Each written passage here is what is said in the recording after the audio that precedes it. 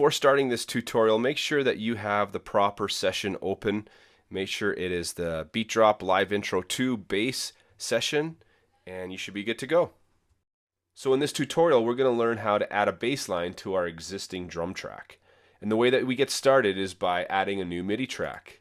We can go up to Create, Insert MIDI Track, and we're going to toggle over here to our device, Live Device folder, and we're going to take a simpler instrument and we're going to drag it either on top of the MIDI track or into this section here.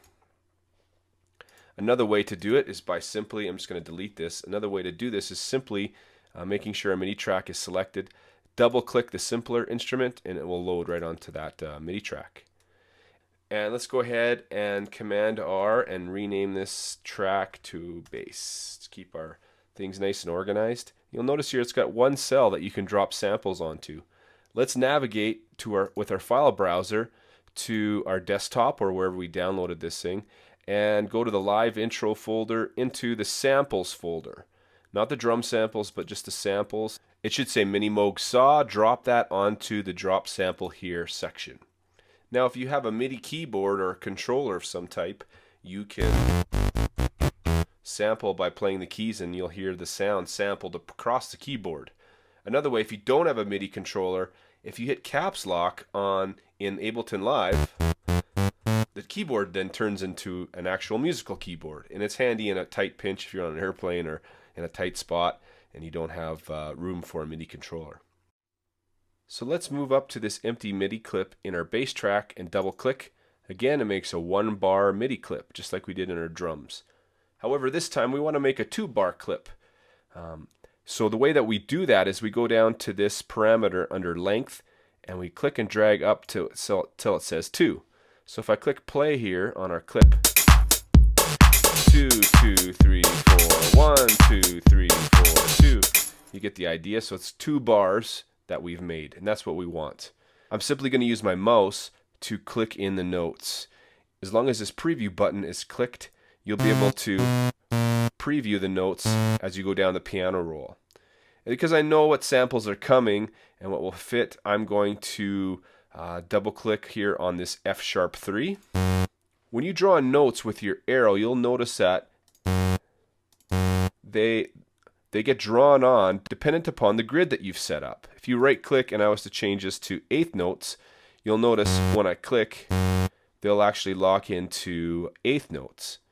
I'm going to move it back for fun to 16th notes, and I'm going to now take some of these and move them around to make a small little progression. If you select to the right of the note, you can drag it out. And I'm going to hold down the Option and click and drag.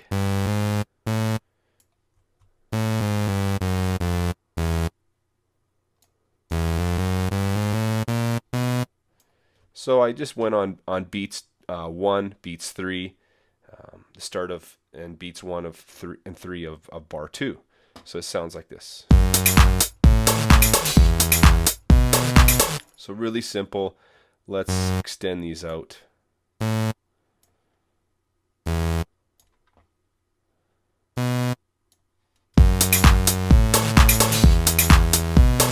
Now I'm finding that this bass line is a little too high. I'd like it to drop it down an octave. So I'm going to select all of these notes and I'm simply going to drag down to F-sharp 2.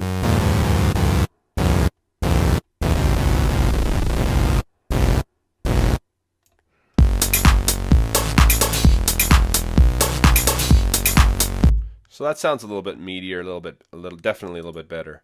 Okay, let's try another variation, just something very simple, a little more syncopated. We're going to double click on this empty MIDI clip. I'm going to change the length to 2 bars. And this time I'm going to play it in with my MIDI keyboard that you cannot see. Make sure that you've armed the track by clicking this button down here. Now you can test your MIDI controller, make sure it works. And I'm going to hit the play button and it's going to be waiting for me to enter some notes. So here we go.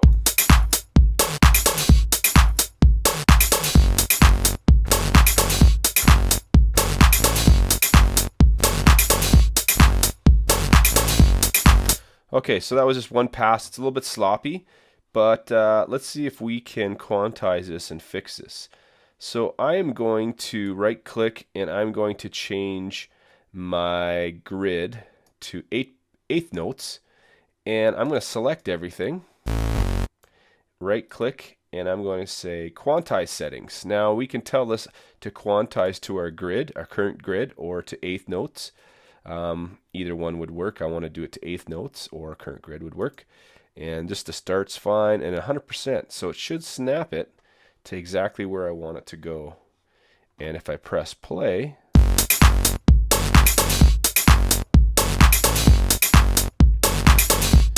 it's right on. So that's fine. That's just a simple idea that we'll use later on.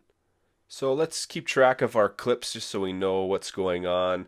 Let's go to this first one, click it once, and Command R. Let's call it base, I don't know, 1. And let's rename this one to base 2. This is our simple baseline. This is our more complex, not complex, but more of a progression. And let's review now what we've gone through and actually done. So we simply made a new MIDI track. We dragged out a simpler instrument. We dropped a sample onto the simpler. We then made 2 MIDI clips. We used both the keyboard and our mouse to input MIDI notes. We learned a little bit about quantizing them to the grid, and that's about it. The next video, we're going to add some synth parts and start adding a melody to this thing.